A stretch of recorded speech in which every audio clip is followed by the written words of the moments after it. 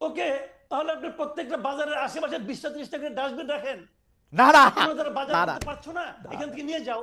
না না তা না তাহলে তা বলেন না আপনি তা না, কি কিন্তু বলবেন, কিছু আপনি বলেন। স্যাক্রিফাইস, শোনেন, আমি কিছু আপনাকে বলি, স্যাক্রিফাইস আমরা অত দূর করবো না, করার দরকার নাই। কিছু স্যাক্রিফাইস আমরা করবো না। কিছু কতটুকু, কিছু কতটুকু, কিছুটা কার জন্য কিছু, কার জন্য কিছু? যে বাণিজ্য মন্ত্রী দায়িত্ব নেওয়ার 1 মাসের মাথায় সয়াবিন তেলের দাম ওই সিন্ডিকেটের স্বার্থে 8 টাকা বাড়ায় দেয়, তার কিছু? নাকি যে লোক 1 লিটার তেল কিনতে যে 3বার পকেটের টাকা গুনে, তার জন্য কিছু? আপনি কার কথা বলতেছেন রে ভাই? সাধারণ মানুষ, এই দেশের মানুষের, আপনার একজন উপদেষ্টা এই যে আলী ইমাম মজুমদার, সে বলতেছে জিনিসপত্রের দাম বেড়েছে কিন্তু মানুষের কষ্ট হবে না। ওই লোক কষ্টের কি বুঝে? আপনি আমাকে বলেন, ওই লোক সাধারণ মানুষের কষ্টের কি বুঝে? বেতন বাড়বে না, চাকরিচ্যুত হবেন আপনি, জিনিসপত্রের দাম বাড়বে কিন্তু আপনার কষ্ট হবে না। এটা কি ভাই জুয়ে আছেন, ম্যাজিক নাকি? এটা কি ম্যাজিক? ওকে, আমি কামাল ভাই, আমি কামাল ভাই আপনার রক্ত বেরোবে না কামাল ভাই আমি আপনার বক্তব্যের সাথে দ্বিমত এই পর্যায়ে করছি না, কিন্তু প্রশ্নটা করে রাখি। হ্যাঁ, না না, প্রশ্নটা আমি করে রাখি। কারণ ভাই আপনার চোখে, আমি বরং বাকের ফ্যান, আমি বরং আরেকটা প্রশ্ন করি, জি জি, আমি বাকের একটা কথায় আমার একটু মনে হলো এই প্রশ্নটা আমার করা দরকার। জি জি প্লিজ। খালি নাহিদের এই যে নাহিদ ইসলাম যে আপনার যে স্ট্যাটাসটা দিয়েছেন, এই স্ট্যাটাসটা আপনি তো ওনাকে পড়ে শুনাইলেন। আমি যদি এই প্রশ্নটা করি, আপনি আমার হয়ে বাকেরকেও প্রশ্নটা করতে পারেন, বাকি নিজেও জবাব দিতে পারে। আমি যদি বলি যে নাহিদ ইসলাম যে অভিযোগটা করেছে যে এটার মাধ্যমে বিএনপি 111 কে ইনভাইট করতেছে, আমি যদি বলি এই স্ট্যাটাসের মাধ্যমে নাহিদ ইসলাম হিমসেলফ 111 কে ইনভাইট করতেছে, ওকে, আমি যদি এই কথাটা বলি, ওকে ওকে, এই কথা, কারণ এই স্ট্যাটাসের মাধ্যমে সে তো আর্মিকে একটা পার্টি বানিয়ে ফেলেছে। একজন উপদেষ্টার পদে থেকে উনি এটা করতে পারেন? এটা কোনো সেন্সিবল কাজটা করেছেন না। ওকে, আমরা আমরা আমরা কামাল ভাইয়ের প্রশ্নটার জন্য জনাব বাকের মজুমদারকে, এটা যদি বাকের মজুমদার কিছু বলেন। আজকে দেখলাম পাটোয়ারি সাহেব বলতেছে মুজিববাদ, জিয়াবাদ হবে না, অন্য বাদ। কি বাদ হবে ভাই? আপনার বাদটা কি? পাটোয়ারি বাদ? বাদটা কি রে ভাই? বুঝান না আপনি আমাকে জিনিসটা। বাদের কথাটা আসে কেন? বাদ তো বাদ, সব বাদই বাদ।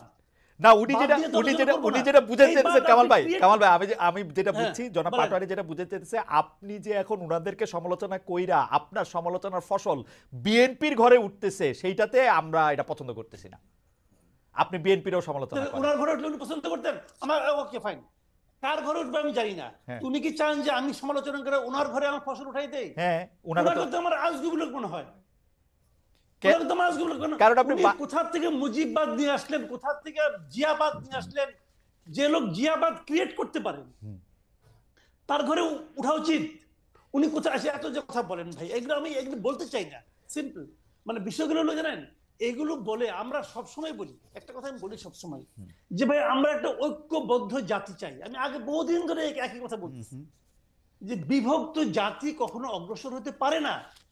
শেখ হাসিনা এই 17টা বছর ধরে এই এক আকাম করে গেছেন, জাতিকে উনি ভাগ করতে চেয়েছেন চেতনার নামে, মুক্তিযুদ্ধের নামে, ওনার পিতার নামে দেশটাকে ভাগ করার চেষ্টা করছেন। জিয়াউর রহমানের মতো একজন সেক্টর কমান্ডারকে বলে কি উনি পাকিস্তানের চর ছিলেন।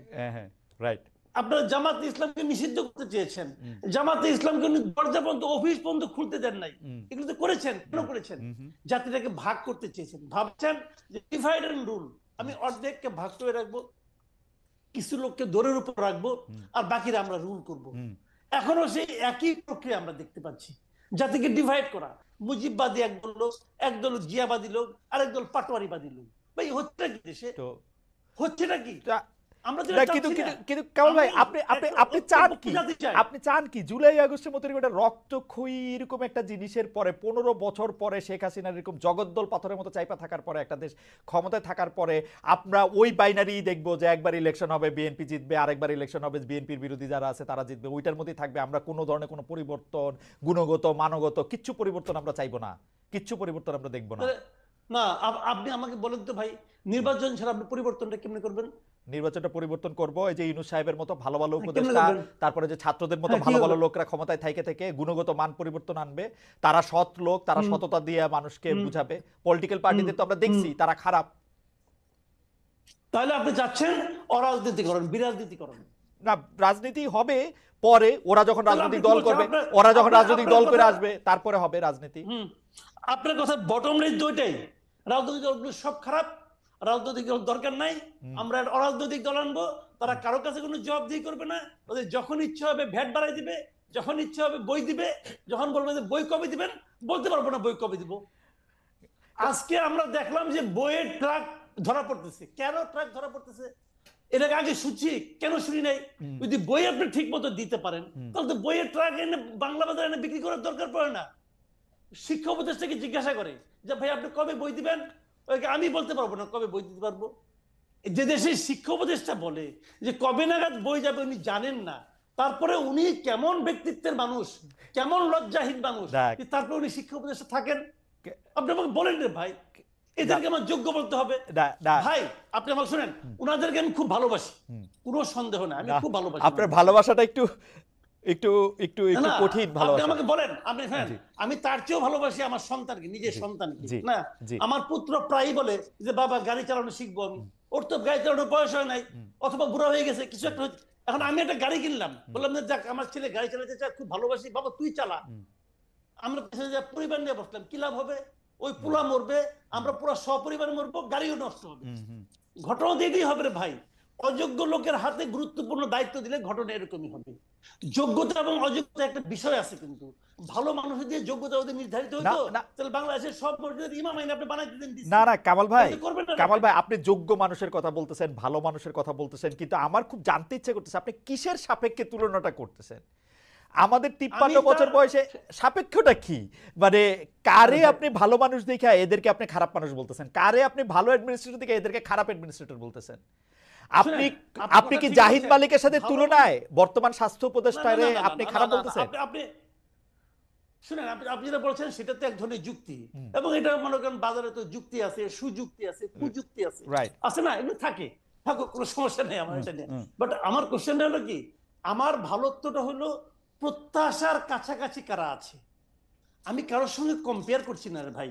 আমি বাংলাদেশের সঙ্গেও ওই আগে যেরকম সিঙ্গাপুরের সঙ্গে বাংলাদেশে কম্পেয়ার করে মানুষের মধ্যে এক ধরনের স্বপ্ন ঢুকানোর চেষ্টা হইতো, আমি সেই চেষ্টাও করছি না। আমি বলছি যে আমারও তো একটা প্রত্যাশা আছে, এবং আমার প্রত্যাশাটা তো অলৌকিক কোনো প্রত্যাশা না। আমি কিন্তু বলছি না কালকে সব ঠিক হয়ে যাবে। আমি কি প্রত্যাশা করেছিলাম বলেন? দ্রব্যমূল্য বাড়ে কেন? আমরা জেনেছি দুইটা সহজ পদ্ধতি, দুইটা কারণে বাড়ে, চাঁদাবাজির কারণে বাড়ে আর সিন্ডিকেটের কারণে বাড়ে। আমরা মনে করেছি এই সরকারটা এসে এই চাঁদাবাজি বন্ধ করবে, সিন্ডিকেট। কিন্তু কামাল ভাই আপনি বলতেছেন চাঁদাবাজি বন্ধ করতে, কিন্তু আপনি পুলিশ কাজ করতেছে না, আইন শৃঙ্খলা বাহিনীর মধ্যে থেকে সেই আস্থার জায়গাটা নাই, সব জায়গার মধ্যে থেকে একটা সাংঘাতিক রকমের অন্যরকম একটা অবস্থা। তাহলে আপনি এগুলি ঠিক করে দেবেন? আপনি আমাকে বলেন, এরা যখন দায়িত্ব নিলেন, পুলিশ বাহিনী যে কাজ করছে না, পুলিশ বাহিনীর মধ্যে মনোবল বৃদ্ধি করতে হবে, এটা ওনারা জানতেন না? জানতেন তো, জানতেন। আচ্ছা, তারপরে ওনারা একজনকে স্বরাষ্ট্র উপদেষ্টা বানালেন, সাখাওয়াত সাহেবকে বানালেন। সাখাওয়াত সাহেব দেখলাম 2 দিন দৌড়াদৌড়ি করলো, সাখাওয়াত সাহেব 2 দিন পরে বাদ দিয়ে দিলেন, বাদ দিয়ে আরেকজনকে নিয়ে আসলেন, জেনারেল নিয়ে আসলেন। আগে ছিল ব্রিগেডিয়ার, এবার লেফটেন্যান্ট জেনারেল নিয়ে আসলেন। লেফটেন্যান্ট জেনারেল কি দায়িত্ব নিয়ে বুঝেন নাই? উনি কি চাকরি করতে আসছেন নাকি দায়িত্ব নিয়ে আসছেন? ওনার দায়িত্বটা কি? পুলিশ বাহিনীকে মনোবল ফিরে আনা। আপনি বলেন মনোবল ফিরে আনার জন্য কি করছেটা কি? পোশাক প্রস্তাব নিয়ে আসছে। পোশাকগুলি দেখছেন পোশাকগুলি কি চেহারা ভাই? এটা কোনো পোশাক হইছে? আর এই পোশাক চেঞ্জ করে মনোবল বাড়াই দিবেন? পোশাক চেঞ্জ করলে মনোবল বাড়ায়? কিছু একটা তো শার্ট পরে আসছে, কিছু পাঞ্জাবি পরে আসছে, না না কিছু একটা কিছু একটা তো করতে হবে, চেষ্টাটা তো আছে। কামাল ভাই আমি আবার আসতেছি আপনার কাছে, আপনার বক্তব্যের কিছু একটা তো করতে, কিছু একটা তো করতে। সবচেয়ে গুরুত্বপূর্ণ মনে করছেন পোশাক পরিবর্তন। আচ্ছা, পোশাক পরিবর্তন সবচেয়ে গুরুত্বপূর্ণ পয়েন্ট, যে কারণ পুলিশের মনোবল ফেরানোর জন্য পোশাক পরিবর্তন ছাড়া আর কিছু দেখে না, তাদেরকে আপনি যোগ্য বলবেন? না না, আর কিছু দেখে না কামাল ভাই, এটা কিন্তু একটু ঠিক হইলো না। তারা অন্য অনেক কিছু হয়তো দেখতেছে, আমরা জানি না। তারা তো পুলিশকে তারা তো পুলিশকে মানবিক পুলিশ হইতে বলতেছে, তারা তো পুলিশকে গিয়ে চাঁদাবাজি না করতে বলতেছে, পুলিশকে গিয়ে অকারণে গ্রেফতার না করতে বলতেছে, না করতে চেষ্টা করতেছে। আচ্ছা কামাল ভাই আসতেছে আপনার কাছে। যে রূপায়ণ টায়ারে যে একটা অফিস ভাড়া নিয়েছেন, সেটা ভাড়াটা কোত্থেকে আসতেছে? আমি শেষ করি। আপনাদের সমন্বয়কদের সাথে আপনাদের কর্মীদের মারামারি হচ্ছে, এটাকে চিহ্নিত করা যায় যে স্বার্থের সংঘাত। আপনাদের মধ্যে স্বার্থের সংঘাতটা আসলে কি? আপনারা গাড়ি চড়ছেন বুক ফুলিয়ে আবার বলছেন আপনার মতো 1000 লোক আছে যারা আমাদেরকে গাড়ি দেয়। চাঁদাবাজি বলতে আপনারা আসলে কোন সংজ্ঞায়নের মধ্যে এটার মধ্যে ফেলেন? আপনারা সারা বাংলাদেশে কর্মসূচি করছেন, সেটা থেকে টাকা কোত্থেকে আসছে, আপনারা কিভাবে সেটা ব্যবহার করতেছেন, সেইটা স্বচ্ছতার কথা বারবার বলা হচ্ছে। সেই ব্যাপারটাকে আপনি একটু বলবেন একটু, যে এটা কেমনে হচ্ছে?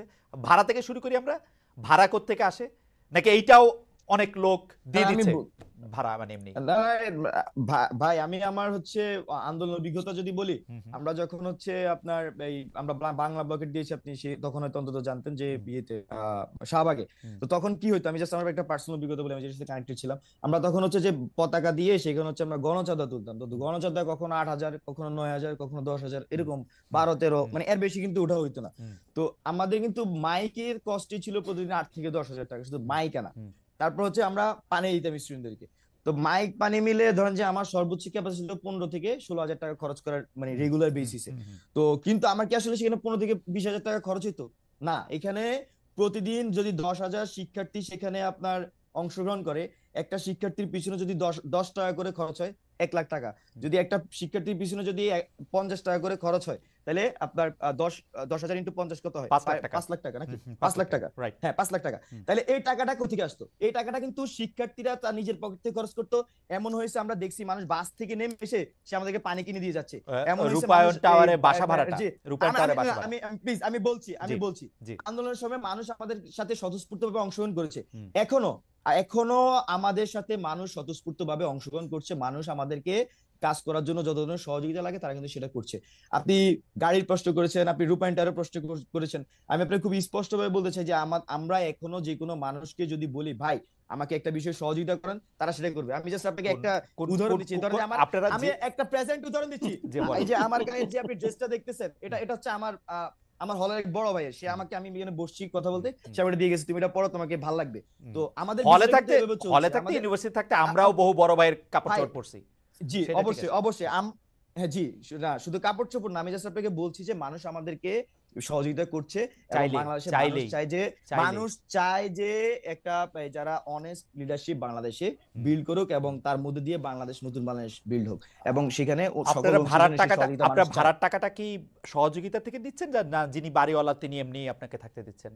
না, বাড়িওয়ালা আমাদেরকে থাকতে দিচ্ছে না। অবশ্যই আমরা ভাড়ার টাকা আমরা এই গণচাঁদার মাধ্যমে আমরা সেটা দিচ্ছি। গণচাঁদা এখনো তুলতেছেন আপনারা প্রতি মাসে?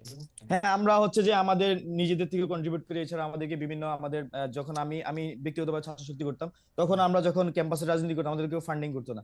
সেই ভাইকে চিনি, ও আগে এখানে ফ্যাসিলিটি বিরোধী অ্যাক্টিভিজম করতো, তার থেকে ভাই টাকা চাইতাম, ভাই 1000 টাকা দেন, ব্যানার করতে হবে, ভাই প্রোগ্রামে খরচ আছে 5000 টাকা, আপনি 2000 টাকা দেন। হ্যাঁ, এইভাবে রাইট নাও সেম ভাবে। আর যখন আপনারা গণশক্তি রাজপথে ছিলেন বা আন্দোলন করতেন, তখন থেকে কি আপনাদের মনে হয় যে আপনারা একটু বিলাসী হয়ে উঠেছেন, এখন আপনাদের চাহিদাটা একটু বিলাসের দিকে যাচ্ছে, মানে যেমন আপনি যদি নেসেসিটি না বিলাস, সেরকম কি মনে হয়? ঠিক আছে, এখনো আমি আপনাকে উদাহরণ সহ যদি বলি, আমি বাকের হচ্ছে যে ফজলুল হক মুসলিম হলের আবাসিক শিক্ষার্থী। আমি ফার্স্ট ইয়ার থেকে হলে ছিলাম, আমার ছাত্রলীগ হল থেকে বের করে দেওয়া হচ্ছে 2023 সালে, এক কাপড়ে বের করে আমাকে হল থেকে। তো আমি তারপরে এখানে চানকাপুর মেসে থাকতাম। যখন 5 আগস্ট পরবর্তী সময় আমি 14 আগস্ট আবার এসে হলে এসেছি। হলে আমার যে রুমটা পড়াশোনা দ্বারা অ্যালটেড ছিল, সেখানে আমি এসে উঠেছি, ওই রুমেই ছিলাম। এখান থেকে শিফট করে পড়াশোনা আমাকে নিউ বিল্ডিং, মানে আমাদের যে মেইন বিল্ডিং এ পাঠিয়েছে, যে রুমে পাঠিয়েছে সেই রুমে পড়াশোনা নিয়ম অনুযায়ী আমি থাকতেছি। তো এখানে আসলে আমার যে আকাঙ্ক্ষার কথা যদি বলি, আমার কাছে মনে হয় না যে আমার ছাত্র হিসেবে যে আকাঙ্ক্ষা সেটা আসলে খুব একটা পরিবর্তন হয়েছে, বা আপনি বিলাসী জীবনের তো প্রশ্নই আসে না। একটা এজ ইউজুয়াল ছাত্র হলের মধ্যে যেভাবে থাকে আমি ঠিক সেভাবে থাকছি। এবং আমি মনে করছি যে আমার সহযোদ্ধারা তাদের ক্যাপাসিটি তারা সেই হিসেবে তাদের করছে। এখন ধরেন যে আমার যেটুকু এফোর্ট করার ক্ষমতা আছে, আরেকজনের তার চেয়ে বেশি এফোর্ট করার সুযোগ থাকতে পারে, তার পারিবারিক ভাবে বা তার ব্যক্তিগত ভাবে সে সেটা করতে পারে, বা আরো কম থাকলে সে কম ভাবে চলবে। তো এখানে আমাদের কোনো পরিবর্তন হয় না। আমরা মনে করছি যে এখানে আমার ব্যক্তিগত জীবন আমি তো এভাবে দেখছি যে আপনার এবং আপনার সহযোদ্ধাদের কোনো পরিবর্তন হয় নাই আচার আচরণে,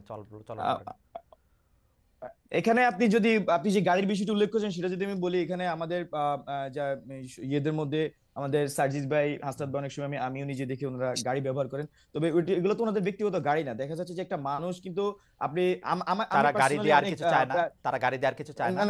আমি আপনাকে বলি, ধরেন যে আমাকে বাংলাদেশের কোন একটা টিভি চ্যানেল ওনারা আমাকে একদিন উত্তরা পাঠাতে, মানে উত্তরা যাওয়ার সময় তাদের গাড়ি দিচ্ছিল, আমি ব্যবহার করছি। আমি ওই টিভি চ্যানেলকে কি দিয়েছি, মানে সাক্ষাৎকার ওনাদেরকে ওকে, দিইনি। তারাও তো কি ওরকম বিষয়টা টিভি হচ্ছে যে চ্যানেলের মতো বি- ধরেন আমি কুমিল্লা না গেলাম না আমাকে না, একটা আমি গাড়ি দিল? আপনাকে আমি আপনাকে হ্যাঁ, আপনি এটা প্রশ্ন করতে পারেন, কিন্তু আপনাদের হয়তো, আমি জানি না আপনি বাইরে থেকে জিনিসটা বাংলাদেশে ফিল করতে পারতেছেন কিনা। বাংলাদেশে অসংখ্য মানুষ আছে, শুধু আমাদের আমাদের আমাদের মানে আমরা যে এই আন্দোলনগুলির সামনে দাঁড়িয়েছিলাম, এই বিনিময় আর কিছু চাইতেছে না, বিনিময় আর কিছু চাচ্ছে এই না। রেসপেক্টের জন্য তারা চায় যে আমরা বাংলাদেশে দাঁড়াই এবং ওকে, বাংলাদেশের মানুষকে বিনিময় আর কিছু চাচ্ছে না, সার্ভটা করি। বিনিময় আর কিছু চাচ্ছে না। বিনিময়ে তো সে তো চায় আমরা সার্ভ করি, সে তো চায় আমরা সার্ভ করি, কাকে? সে সৎ লিডারশিপ চায়, কাকে? জনগণকে কাকে? সার্ভ করি, জনগণকে জনগণকে সার্ভ serve করি। জনগণকে সার্ভ করার জন্য অবশ্যই। দিচ্ছে। ফ্যান্টাস্টিক। জি, আমি একটু অবশ্যই। জি। আমি একটু জনাব মাসুদ কামালের কাছে, জনাব মাসুদ কামাল, নতুন কোনো প্রশ্ন নেই। আমার মনে হয় যে জনাব বাকের মজুমদার অনেকগুলি প্রশ্নের আপনার জবাব দিয়েছেন, বা যে প্রশ্নগুলি আপনি তুলেছেন সেই প্রশ্নের জবাব দিয়েছেন। আপনি যদি এখন একটু কনক্লুডিং, আমরা একদম শেষ পর্যায়ে কনক্লুডিং 2টা মিনিট একটু বলেন, তারপর আমরা এটা না, আমি 2টা মিনিট একটা কথা বলি। সেই জি। জিনিসটা হলো কি, এই বাকের মজুমদার যে কথাগুলি বললেন, আমি ওনাকে একটা পরামর্শ দিব। যখন মানুষের মনে নানা রকম প্রশ্ন কিন্তু উঠে, সেই প্রশ্নগুলো আপনারা ইয়াং, এখন আপনাদের সামনে বিরাট ভবিষ্যৎ আছে। এই প্রশ্নগুলির সঙ্গে নানা রকম সন্দেহ থাকে। তারা যদি প্রশ্নগুলির জবাব না পায়, তখন সেই সন্দেহগুলো একটা বিকৃত চেহারা নিয়ে কিন্তু তাদের সামনে মনে গেঁথে যায়। সেই চেহারাটা সুখকর না। আমরা আপনাদের ওই চেহারাটা দেখতে চাই না, আপনাদের সম্পর্কে ওই ধরনের কথা শুনতে চাই না। ভাই, আমি রিকোয়েস্ট করব, না, আমি ঠিক আছে, শেষ করি, হ্যাঁ। আমি রিকোয়েস্ট করব মাসুদ ভাই শেষ যে করুক, আপনারা তারপরে দয়া করে- বাকের ভাইও বললেন। হ্যাঁ, জি মাসুদ ভাই। বলেন। আমি আপনাদের রিকোয়েস্ট করব যে রূপায়ণ টাওয়ারে আপনাদের বাসা ভাড়া নিয়ে যেহেতু কথাটা উঠেছে, আমিও তুলেছি ওই জায়গায়, আপনারা প্লিজ দয়া করে জানান আপনারা কত টাকা ভাড়া দেন, 1 নম্বর। 2 নম্বর হলো, আপনারা যদি চাঁদা উঠিয়ে থাকেন, তাদের কাছ থেকে রসিদ নিয়ে চাঁদা নেন কিনা সেই তালিকাটা একটু প্রকাশ করেন। এটা হলো ট্রান্সপারেন্সির জন্য প্রয়োজন। আর যে গাড়ির কথা বলেন, বিভিন্ন লোক গাড়ি চড়তে দেয়, উপহার দেয়, যে তুমি আমার গাড়িটা নিয়ে যাও, চিরদিনের জন্য নিয়ে যাও, এগুলো যে বলেন আপনারা না, এগুলো এই দেশের মানুষ শুনে অভ্যস্ত। একসময় আমরা দেখেছিলাম যে ওবায়দুল কাদের হাতে রোলেক্স টোলেক্স, বিভিন্ন ফিলিপ পাতেক, এই ধরনের নানা ধরনের দামি দামি ঘড়ি, যার দাম 30 লাখ 40 লাখ টাকা। ওবায়দুল কাদের সাহেবকে জবাব দিতেন, বলতেন আমাকে অনেকে গিফট আকারে দেয়, বন্ধুরা গিফট আকারে দিলাম, না করবো কেমন করে? ভাই, গিফট কি মানুষ এমনি এমনি দেয়? এমনি দেয়? যে দেয় সে কি তার নিজের স্বার্থ আদায়ের জন্য দেয় না? বাংলাদেশের মানুষ এত ভালোবাসা করে, ভাই আমি তো আজকে 2 বছর ধরে চাকরি করি না, আমার তো কেউ ভালোবাসা কিছু দেয় না। ঘটনাটা কি ভাই? ভাই এটা এমনি এমনি দেয়? আচ্ছা, এই আন্দোলনের আগে আপনারা তো অনেক দিন আন্দোলন করছিলেন, তখনও দিত, ক্ষমতা ধরার আগে দিত। কামাল ভাই, এরকম gift কামাল ভাই, সব আমি কিছু আমি অনেকে পাইছে। কামাল ভাই, আমি ঠিক করছিলাম যে মানে এটা কোনো রকম করব না, কিন্তু দর্শকদের মধ্যে কেউ জানতে চাইতেছেন আপনি কি একই ভাবে জনাব তারেক রহমান এত বছর ধরে লন্ডনে কিভাবে থাকছেন অবশ্যই, সেটা আপনি জিজ্ঞেস করেন? অবশ্যই। আমি এই প্রশ্ন আমি এই 5ই আগস্টের আগেও করেছি, 5ই আগস্টের পরেও করেছি।